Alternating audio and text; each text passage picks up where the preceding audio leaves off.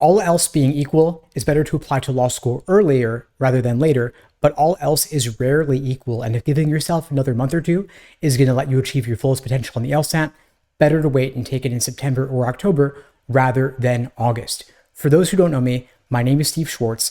I've been teaching the LSAT since 2005, and I personally increased my LSAT score from a 152 to a 175. Today I'm going to share with you how I would study if I was taking the September and or the October LSATs and applying to law school this cycle. Now, there are three major phases of LSAT prep: accuracy, pacing, and endurance, and there are a little less than 3 months left at this point till you're going to take the September LSAT. So if I were you and I were taking the September LSAT, I would focus the remainder of month 1 on accuracy, I'd focus month 2 on pacing, and I'd focus month 3 on endurance. Now, accuracy comes down to drilling LSAT questions by type so that you can better understand the proper perspective from which to view each LSAT section and each LSAT question type.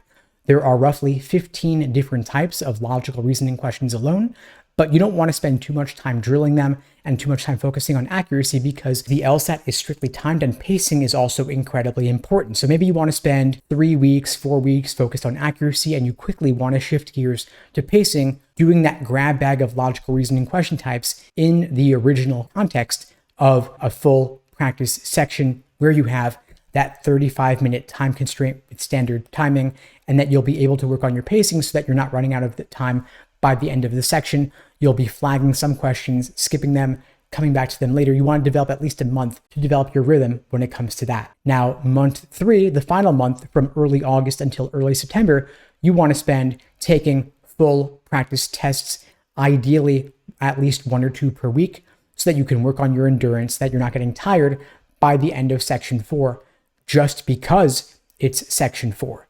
Ideally, you want to do at least 10 full-length timed practice tests before the big day, so that test day itself will feel like just another run-through. Now, I'll share my study plan for October in just a moment, but before I do, I wanted to let you know that if you're studying for the LSAT in September, October, or beyond, and you don't have a study plan, you should get one, because it's extremely important that you orient your prep around your goal and that you're not leaving yourself to the whims of how you feel that day, but rather you have some structure, you have some accountability, and you're not getting too bogged down in drilling questions by type, and you're not getting too bogged down in taking full-length practice tests. You want the full spectrum of both drilling and pacing and endurance so that you're on track for test day and you're building up as you go.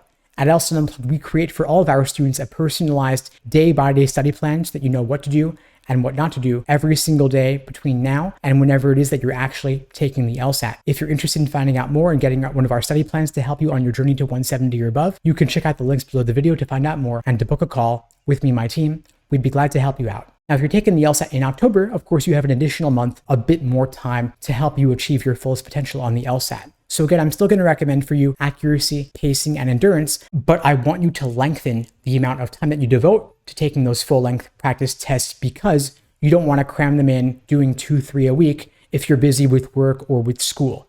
If you could allow yourself 6 to 8 weeks to do those full-length practice tests, you're going to be building up your endurance more. You'll be working on your pacing. You'll be able to spend more time reviewing your mistakes, because every question that you get wrong is an opportunity to learn something new. You don't want to just look at the answer key and say to yourself, oh man, how could I have been so dumb? I won't make that mistake again. And then sure enough, next test you take, you do in fact make that same mistake again. You need a structure for your review process. You need to get the review process out of your head. You got to write it down in a notebook or a journal or a mistake log of some kind. You got to talk it out with a tutor or a coach or a study buddy at least, so that someone else is helping you clarify your thoughts and you're not falling into the trap of using explanations as a crutch. At LSAT Unplugged, we have a framework for review called the Socratic review method to help you review better, to help you pinpoint exactly which mistakes you're making and why, so that you can avoid making those same mistakes again. So we're helping you look in depth at the argument, the question stem, the answer choices, helping you pinpoint exactly where your mistake stemmed from so that you can identify it, focus on it, learn from it, and course correct for your next practice test, and of course before the big day itself. Anyway, folks, that's all for now.